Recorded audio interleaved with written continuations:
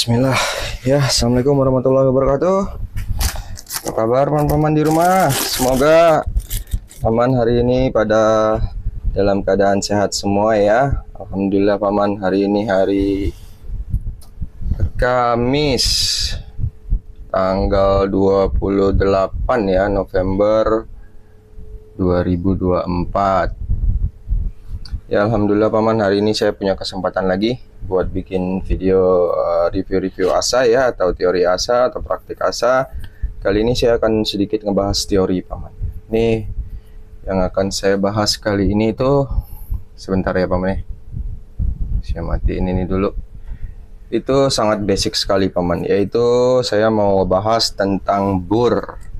Ya, dari komenan saya kemarin di channel saya masih banyak juga ya paman-paman yang bertanya tentang paman, apa sih itu BUR, atau minta tolong jelasin dong BUR itu secara ya agak detail ya.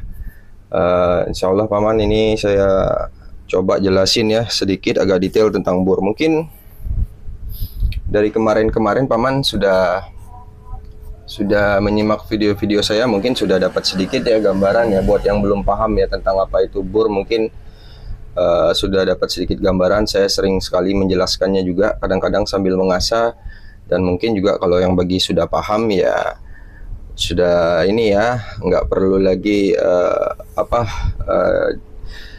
disimak videonya gitu. Kalau yang belum tahu kira-kira begini penjelasannya paman. Oke, saya mulai dulu ya paman. Sebentar, tapi saya ambil kopinya tadi. Mana ya? Ini saya bikin kopi tadi paman. Ya jangan lupa kopinya ya paman. Bismillah. Ya ini kita berbicara hari ini tentang BUR. Oke, di sini sudah saya tulis ya. BUR ya. Saya garis bawain dulu. Di sini mungkin paman bisa lihat ya.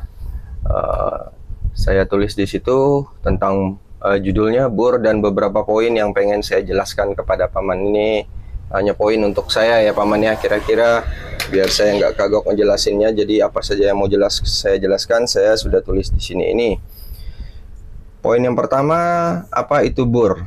Terus yang kedua, membuat BUR. Yang ketiga, cara cek BUR. Yang keempat, kenapa BUR itu harus dihilangkan. BUR itu harus dihilangkan ya paman. Ya nanti kita akan bahas kenapa BUR itu harus dihilangkan. Yang kelima, tentu cara menghilangkan BUR-nya. Oke, kita mungkin nggak sambil ngasah ya, tapi nggak apa-apa. Ini penjelasannya kok sangat mudah sekali, karena ini basic sih sebenarnya tentang BUR ya.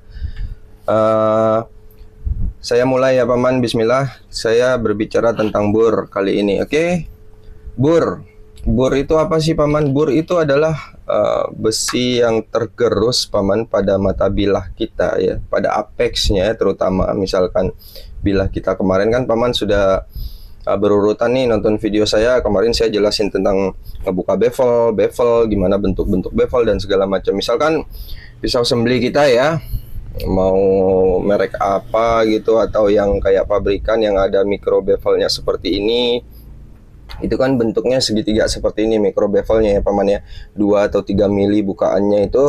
Itu nanti ketika kita menggerus sebelah sini ya, itu akan terjadi besi yang keluar ya paman, sehingga menyebabkan dia berlipat dan bisa diraba dari sebelah sini nanti ya. Ini yang kita sebut dengan BUR. Ketika kita ngasah sebelah sini, ketemu lagi, terus otomatis dia berlipat lagi nanti, jadi pindah ke sebelah sini ya. Dia pindah ke sini, pindah ke sini, pindah terus seperti itu ya, atau nanti ketemu di tengah.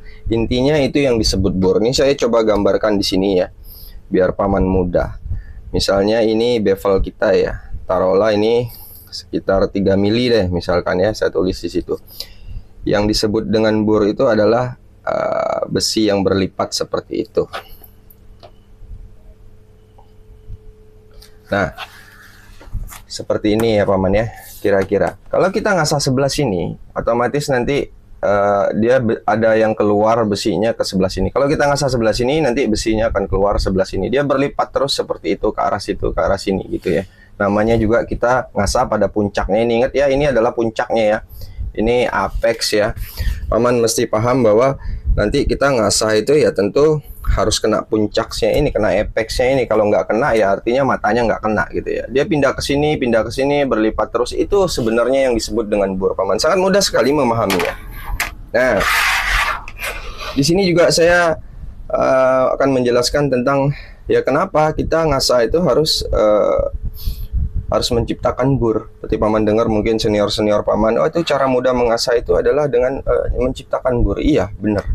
Karena dengan menciptakan bur ya, secara teori basicnya ya benar. Karena dengan menciptakan bur itu juga sebagai indikasi bahwa kita sudah mengenai apexnya ini atau apexnya ini, puncaknya dari segitiga yang ini. Artinya sudah ketemu matanya, paman ya. Bayangkan kalau nggak ketemu matanya, kita cuma ngasah dinding ini aja. Pisau yang bagian ini nggak tajam-tajam, nggak ketemu ya segitiganya. Kita kan mau mengasah supaya sudut segitiganya yang lancip itu, yang tipis itu, biar dia ketemu, kita harus kena bagian ujung sini. Jadi pindah ke sini nanti mata. Kalau kita ngasah sebelah sini ya, kita ngasah sebelah sini, pindah ke sini matanya. Jadi itu akan terjadi besi yang keluar ya akibat gerusan kanan dan kiri itu, dia akan membentuk akan berlipat-lipat ke kiri, ke kanan, ya kiri kanan seperti itu, tergantung kita ngasah posisinya yang mana ya. Orang bule juga sering menyebutnya dengan bur itu adalah dengan istilah wire edge. Wire edge itu adalah mata kabel. Jadi dia akan membentuk garis ya di mata bilah kita, itu garis yang halus sekali nanti. Kalau kita ngasah sebelah sini dia belok sebelah sini, kalau kita ngasah sebelah sini dia belok sini, ngasah ke sini belok terus ya, seperti di gambar yang ini, oke?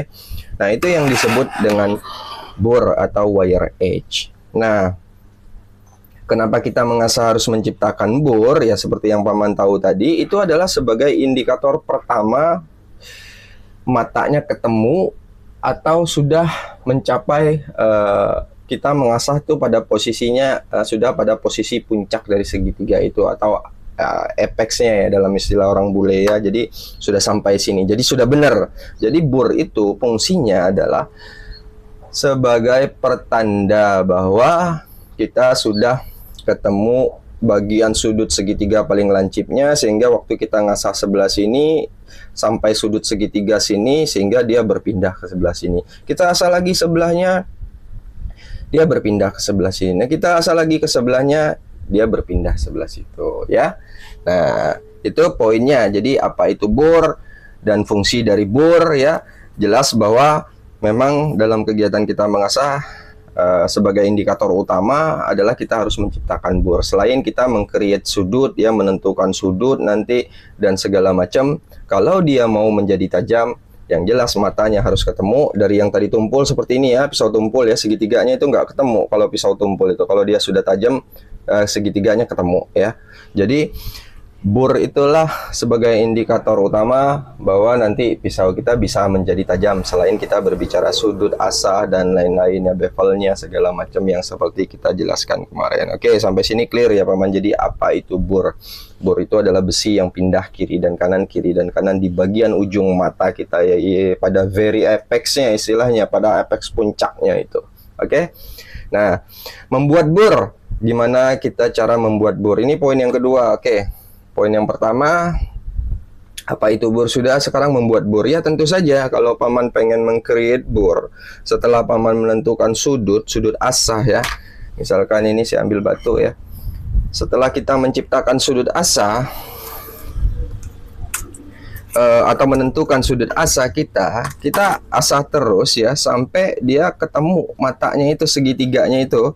Misalkan yang tadi masih cembung atau masih belum ketemu segitiganya sebelah sini ya, akhirnya sehingga dia bisa menjadi rapat seperti ini, kita pangkas dulu satu belah misalnya sebelah kanan, set, kita pangkas terus akhirnya sampai tercipta bur itu sendiri. Nah, untuk menciptakan bur itu tentu dia harus konsisten juga paman dalam mengasahnya. Karena apa? Nanti kalau misalkan saya kasih contoh ya, misalkan batunya gelembung, itu akan sulit kalau paman mau mengasah di bidang yang rata. Misalnya mikronya ini kan mau rata tuh, mau V itu. Terus kedua, pisaunya juga harus rata. Nah,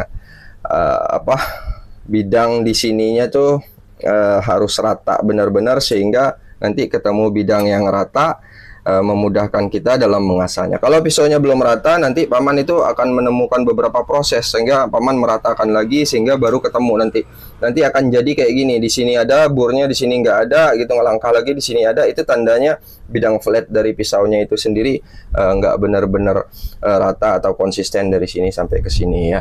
Itu kesulitannya, nanti paman akan menemukan sendiri. Ini kita nggak bicara itu, kita bicaranya hanya bagaimana cara menemukan bur itu atau membuat bur itu ya. Basicnya tadi, tentukan sudut asanya. Sudah ditentukan sudut asanya, misalnya di batu 300 atau batu 400, waktu kita ngebevel kita asah. Setelah kita asah, kita cek, oke, ini sudutnya kayaknya sudah aku inginkan, oke, hasil asahannya sudah konsisten, ini kayaknya garis atasnya sudah pas sama yang aku inginkan. Ya udah, asah terus sampai tercipta bor. Nah ya, setelah tercipta bor, tentu kita bicara, kalau bagi orang yang belum paham ya, bagaimana mengecek bor itu nanti. Oke. Nah, kan setelah tercipta bor, gimana ngeceknya paman itu yang namanya bor itu? Oke, kita bicara poin selanjutnya. Setelah tadi bisa membuat bornya, kita cek bornya. Tentu macam-macam ya caranya paman. Sebenarnya sangat mudah paman. Yang pertama itu tentu dengan diraba. Karena ini bentuknya halus ya, kecil ya, nggak begitu kelihatan kalau dia berbelok kemana yang jelas. Kalau paman ngasahnya arahnya yang dari sini ya, dia akan menimbulkan efek bor di arah yang berlawanan. Berarti di arah sini kalau paman ngasahnya sebelah kanan sini. Oke, cara ngeceknya banyak sekali metodenya. Ada orang yang diraba begini saja gitu. Oh, ini sudah berasa nih, ada yang keluar atau ada yang kayak tajam ya, kayak besi berlipat ke sebelah sini. Oke. Nah, ada yang pakai kuku seperti ini, ada yang dari atas seperti ini, ngeceknya, dicek ya. Nanti akan berasa, oh sebelah sini ada nih yang keluar nih tajam, sebelah sini kok nggak ada, sebelah sini ada, sebelah sini nggak ada. Itu berarti belum rata mata paman itu, atau belum segitiga, atau bevelnya belum rata, terjadi gelembung sana, gelembung sini, sehingga bornya itu tidak tercipta rata. Itu lain kasus ya, kita tidak berbicara tentang itu. Kemarin kita sudah berbicara tentang bevel dan segala macam. Ini intinya untuk merasakan bor. Nah, ketika dia belum rata, paman lanjutin aja supaya dia rata, supaya dia rapi, sehingga nanti bornya rata. Nah, indikasi yang kita mau adalah semua bor itu sudah tercipta. Kita ngasahnya sebelah sini ya tadi ya, sebelah sini kita asah sebelah sini, bornya keluar sebelah sini. Dia keluar berasa semua dari ujung ke ujung seperti itu. Ada yang ngerasanya pakai kuku seperti ini juga dia berasa. Oh iya ya, kayak ada yang nyangkut kukunya baret. Ini ada bur. Oh ini belum. Oh di sini belum. Oh di sini belum. Di sini udah gitu. Akan ketahuan. Jadi cara cek bornya macam-macam paman. Yang pertama yang jelas biasanya dengan diraba atau dirasakan. Kalau enggak ya dilihat saja agak sulit. Jadi kita cek seperti ini. Oke, sudah tercipta bor, atau seperti ini. Atau pakai kuku paman rasain sedetailnya gitu ya. Detail ya, karena dia di ujung sini sifatnya kecil ya. Jadi kita cek, oh iya ini belum. Atau diraba aja dengan jari. Kalau yang sudah biasa seperti ini, seperti saya cuma ngeceknya begini aja, sedikit aja. Bahkan kadang, tapi ini sangat berbahaya ya, jangan ditiru. Itu bisa ngecek bor tuh dengan cara menjalankan jempol itu pada apexnya. Nanti kalau paman create bornya tajam, kasar, atau terlalu gimana ya, berlipat banyak, itu bisa baret berdarah nanti tangan paman, nancap ke bor itu sendiri. Karena yang namanya besi ya, walaupun dia berlipat ke buang situ, dia juga tajam gitu ya. Ibarat patahan dari kawat atau patahan besi gitu, dia tajam. Jadi jangan, paman cek aja seperti ini pelan-pelan, atau dengan cara seperti ini dari atas ke bawah, cek. Oh iya ini ada, kok ini belum ada ya. Oh berarti sebelah sini belum. Aku ulang sebelah sini, set, atau ulang dari bawah lagi biar konsisten arah garisnya, set, baru dites. Oh iya udah, oh udah semua. Nah udah semua itu tandanya kita sudah cukup. Kalau bevelnya juga sudah kena semua sama batu asa yang sekarang lagi dipakai, sudah enak, sudah rigid, sudah sesuai keinginan, bornya pun sudah tercipta, ya udah saatnya balik ya paman ya. Balik ke arah selanjutnya, kita arah asah sebelah sini. Nah, waktu kita asah sebelah sini, tentu juga akan terjadi besi yang berlipat ke sebelah sini, karena itu tandanya sudah mencapai puncak segitiganya apexnya. Kita cek juga, oh udah kena semuanya. Oke, berarti setelah bor terjadi, bor kanan dan bor kiri begini, sudah saatnya kita menghilangkan bor ya. Oke, itu poin yang ketiga tadi, cara cek bor. Terus sebelum kita bicara tentang menghilangkan bor ya dan beberapa teknik-tekniknya, kita akan berbicara tentang kenapa bor itu harus dihilangkan. Bor itu sangat-sangat berbahaya kalau dia nggak hilang ya paman. Dan kebanyakan juga dulu ya, termasuk saya sendiri, kasus yang terjadi adalah bahwa bor itu menjadi mata yang kita pikir itu adalah mata tajamnya, padahal itu masih bor. Jadi apex aslinya itu masih tersembunyi di balik bor itu sendiri. Karena apa? Karena bornya itu nggak patah ya. Bornya itu nggak patah, menciptakan garis mata. Nah, ini kasusnya seringkali terjadi yang kita sebut dengan istilah mata palsu ya paman. Dia menjadi benar-benar apa? Wire edge, mata seperti kabel ya. Kalau dilihat secara mikroskopik kayak ada garis gitu di apa? Di puncak apexnya itu ada garis. Kalau sudah diteliti ya, tapi kalau kita nggak meneliti sedetail itu kan kita nggak tahu tuh. Kita dengan segala keterbatasannya, termasuk saya ya, saya menjelaskan video ini dengan ala kadarnya saja ya. Kita nggak punya mikroskop, kita nggak punya ini ya, mudah-mudahan bisa dimengerti saja. Nah, artinya nanti kalau sudah diteliti ya sama apa namanya, orang-orang yang punya tools itu, dia akan menciptakan garis seperti mata, tapi ternyata itu bukan mata yang dari apex puncak yang kita inginkan. Itu adalah efek dari bor yang belok kanan, belok kiri, belok kanan, belok kiri, dan kemudian dia menjadi di tengah setelah kita finishing. Tapi ternyata dia itu belum hilang ya, dia masih menjadi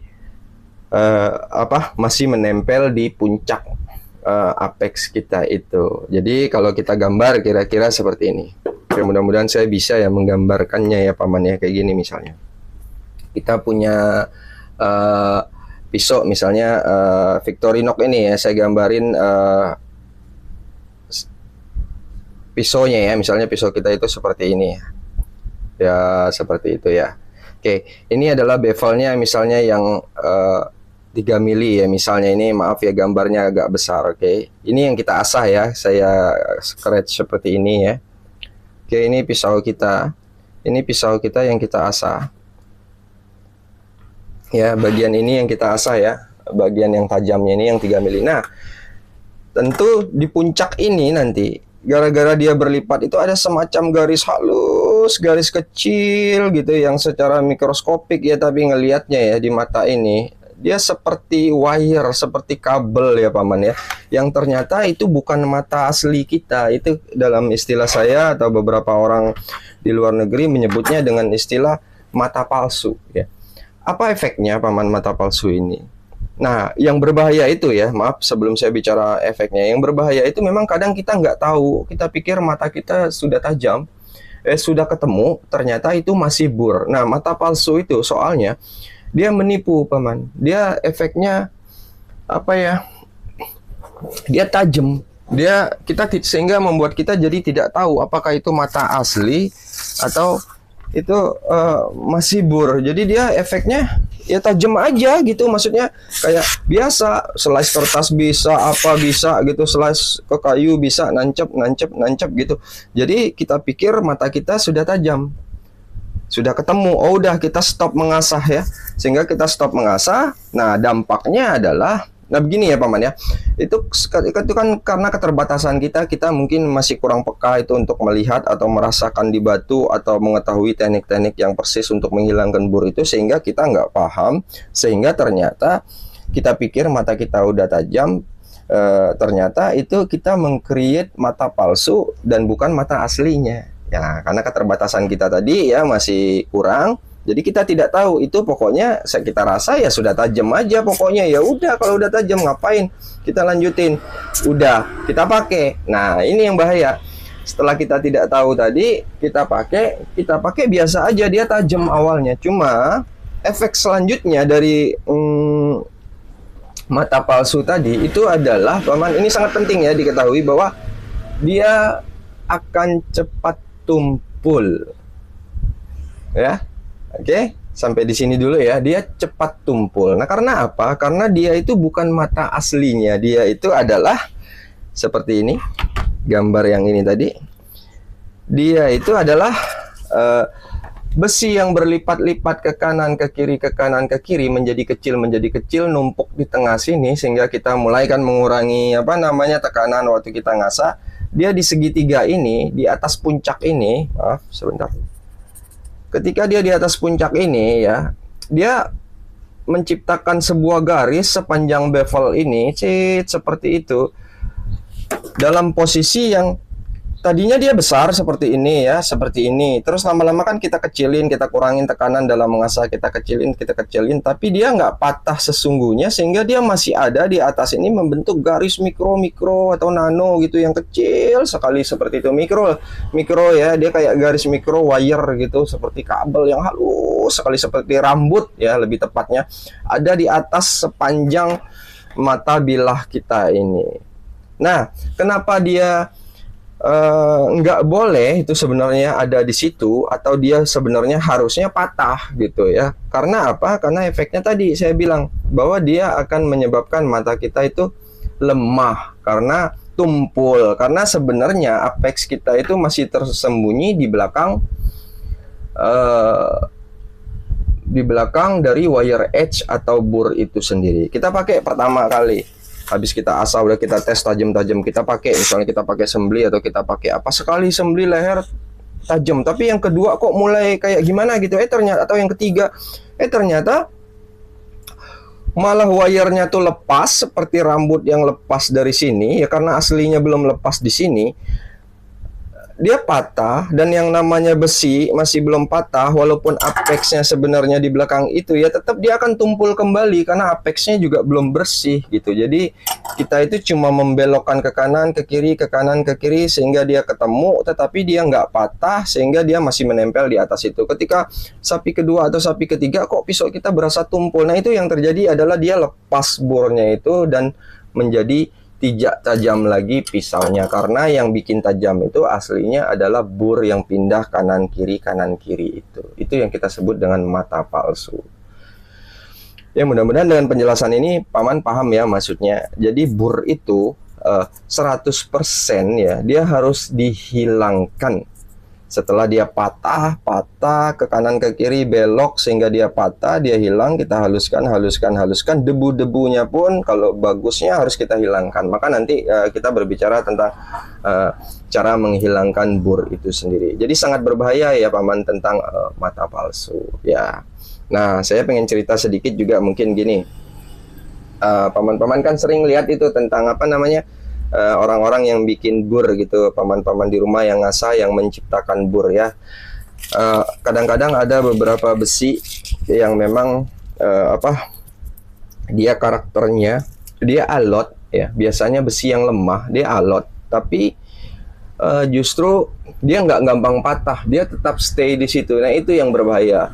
Itu sering terjadi di baja-baja yang umumnya baja karbon ya paman. Maka paman sering lihat ada orang-orang yang nunjukin video, ternyata burnya seperti kawat panjang seperti itu, setelah diginiin dia lepas gitu ya. Itu yang masih agak kasarnya ya. Bisa saja nanti ada wire edge-nya lagi di belakang itu. Dia lepas karena dia besinya agak lemah ya, bukan besi-besi stainless yang keras HRC tinggi, karena bur itu nanti secara spesifik ya paman, lain sifat besinya, lain heat treatmentnya, pengaruhnya terhadap batu asa dan lain-lain, dia nongolnya akan berbeda karakternya. Ada yang dia nggak patah-patah sampai dia benar-benar berlipat kiri kanan dia alot ya, kiri kanan baru dia patah. Ada yang dia udah langsung patah atau hilang di batunya, seperti biasanya umumnya baja-baja keras stainless ya, atau semi stainless yang umumnya dia sudah langsung patah di batu atau bersih di batu seperti itu ya. Baja-baja yang alot, baja-baja yang agak lemah, dia akan menimbulkan bur yang tegas sekali, sehingga nanti paman saya bilang tadi, seperti yang paman lihat video-video temennya atau siapa gitu yang bisa bikin bur sepanjang garis asah seperti ini, sehingga dia menjadi seperti rambut, bisa dilepaskan atau dipotek seperti itu, dia lepas ya. Tapi nggak harus seperti itu ya paman ya. Karena apa? Karena nanti bur itu sendiri pada lain besi seperti saya jelaskan tadi itu dia akan efeknya berbeda terhadap lain batu juga. Jadi dia nggak sama efeknya. Ada yang kita nggak bisa menciptakan dia sepanjang itu, dia udah otomatis langsung patah-patah atau hilang di batu. Makanya kadang-kadang waktu kita ngasah dia suka ada kerasa tiba-tiba gesek gitu. Itu kadang-kadang besi kita yang bur sebelah sini terlipat itu dia lepas sendiri di atas batu. Itu umumnya biasanya baja-baja high HRC ya, atau apa yang keras ya, HRC tinggi seperti itu. Nah, ini basic sekali ya tentang bur ya Paman. Saya tidak detail maksudnya, tapi dalam praktiknya tentu Paman harus menemukan sendiri karakter bur dari pisau-pisau Paman itu. Jadi alangkah baiknya setiap kali kita mengasah diiringi dengan kita mengecek ya Paman. Kita cek, oke. Terus tiba-tiba misalkan baru 2 kali pas gitu. Setelah sebelah sini tercipta bor dari ujung ke ujung, kita balik ke sebelah sini tercipta bor dari ke ujung. Begitu kita balik lagi sebelah sini ternyata bornya sudah hilang. Itu memang sifat besinya artinya. Ada yang bornya itu nggak hilang-hilang, dia berlipat bolak-balik gitu, bukan hanya karena tekanan yang kita berikan sama, karena memang dia sulit lepas. Nah, yang baja-baja yang seperti ini biasanya kecenderungannya yang agak susah mematahkan bornya, agak lama, kemudian dia justru berpotensi menimbulkan wire edge itu atau mata kawat itu atau mata palsu itu. Nah, jadi nanti akan kaitannya sama teknik asah kita nanti di finishingnya, benar-benar menghilangkan bur itu supaya ya apapun apapun besinya, intinya supaya tidak ada lagi bur yang menempel di mata kita ini. Nah, oke, kita lanjut ke poin selanjutnya. Kita berbicara tentang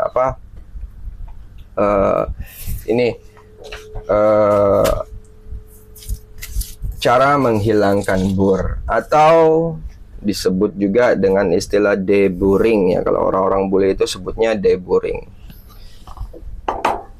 Mendeburring, menghilangkan bur. Oke, kita lanjut poin kelima ya Paman. Oke, tadi saya sudah jelaskan ini. Kita lanjut ke poin ke-5. Cara hilangkan bur. Oke.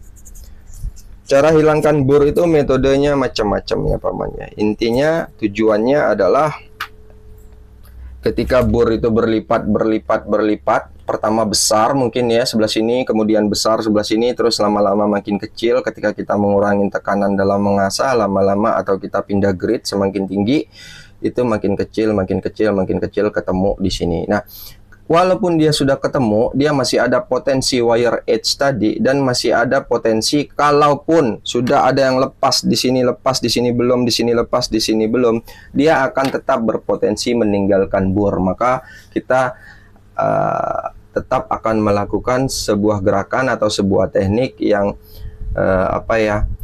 yang kita sebut deburring itu, sehingga dia menjadi bersih. Sudah patah sini, tetap masih ada di atas sini ya, kita akan melakukan deburring. Nah, sebelum kita masuk ke deburring ya Paman ya, ini saya lupa ya sebenarnya, saya mau jelaskan dari tadi bahwa gini, ada pertanyaan juga dari paman-paman di rumah waktu itu ya, di grup asah saya sama di Facebook ya, yang bertanya tentang apakah setiap grid itu kita harus menciptakan bur, Paman.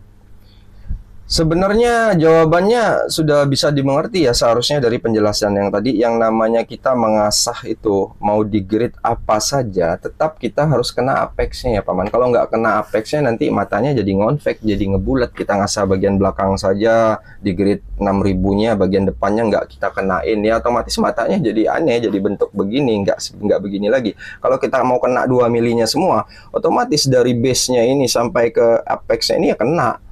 Misalkan seperti ini ya. Kalau kita mau ngasah, mau di grid berapapun ya, misalkan ini panjangnya cuma 2 mili atau 3 mili, dari sini ke sini ya kena semua, dari sini ke sini juga kena semua. Enggak mungkin begitu kita ngasah di 400 bentuknya seperti ini, terus kita ngasah di 1000 yang ini aja kita kenain, yang ini enggak. Berarti matanya enggak berubah dong secara guratan menjadi grid selanjutnya. Kalau kita asa yang depannya saja, kita rubah ke grid 3000-nya, sementara dari 1000 tadi sudah seperti ini, yang belakangnya enggak, berarti dia akan menyudut seperti ini nanti, menjadi convex seperti itu. Paham Paman maksudnya? Ya, begini maksudnya. Waktu kita mengasah kan guratan ini yang sudah saya coret ini pengen kita rubah kan di setiap grid. Misalkan tadinya kita ngasah di 400, oke, bevelnya sudah rigid, sudah segitiga, terjadi guratan-guratan asa. Kita ngasah 1000, berubah guratan asanya menjadi guratan 1000. Kita ngasah di 6000, berubah guratan asanya menjadi guratan 1000. Makanya nanti pisau kita yang dari kusam 1000 naik ke 3000 makin mengkilat, makin 6000, itu karena terjadi perubahan grid yang semakin padat, ya efeknya semakin mengkilat. Ya semakin kita naik grid, efeknya semakin mengkilat, garis-garis asanya semakin padat. Yang poles itu, yang mengkilat itu garis asanya padat sekali. Nah, kalau kita menciptakan bor, ditunggingin bagian depannya aja saja yang kena, bagian belakangnya nggak kena, nanti bevel kita jadi nggak konsisten, bentuknya menjadi ngonvex atau yang ngembung bagian atas, intinya nggak konsisten bevel kita. Kalau kita mau bevel kita sempurna, kita berbicara bevel yang segitiga ya, ini yang flat ya, bukan berbicara sengaja dikonveksin atau apa, enggak. Kita berbicara tentang yang flat segitiga, yang kita pengennya segitiga, ya artinya semua segitiganya itu yang dari sini ke sini harus kena semua, sehingga garis asanya berubah. Jangan sampai nanti Paman ngasah 400 begini, terus di 1000 Paman cuma ngasah bagian belakangnya, ya matanya masih mata 400, karena guratan asanya nggak berubah menjadi guratan 1000. Di apexnya ini nggak naik ke 1000, terus Paman naik ke 3000, Paman gosrek bagian depannya saja, berarti iya bagian depannya, bagian apexnya, matanya menjadi 3000, bagian belakang ini enggak gitu. Yaitu dan juga itu juga akan menimbulkan efek yang menyudut kalau bagian depannya saja, efek menyudut atau menggelembung karena sudah kebentuk segitiga belakang sudah rigid, otomatis Paman tunggingin lagi jadi mendek lagi bevelnya, berubah sudutnya seperti itu.